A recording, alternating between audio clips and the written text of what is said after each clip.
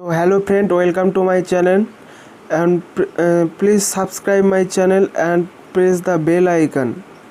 तो फ्रेंड आपको वीडियो में आज को दिखाऊंगा तो कैसे गूगल का नोटिफिकेशन बंद करें।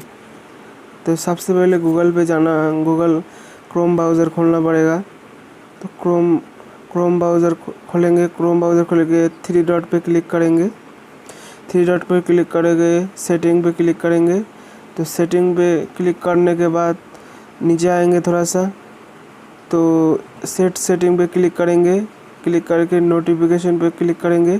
तो नोटिफिकेशन में जो आपको नोटिफिकेशन आता है वो क्लियर एंड रीसेट करेंगे तो आपका नोटिफिकेशन बंद हो जाएगा।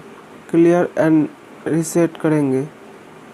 क्लियर एंड रीसेट करेंगे तो आपका, चाहे आप डिलीट भी कर सकते, डिलीट बटन भी दबा सकते हैं तो डिलीट कर देंगे। क्लियर एंड रीसेट करेंगे हम। तो ऐसे करके आप गूगल का जो नोटिफिकेशन आता है वो बंद कर सकते हैं।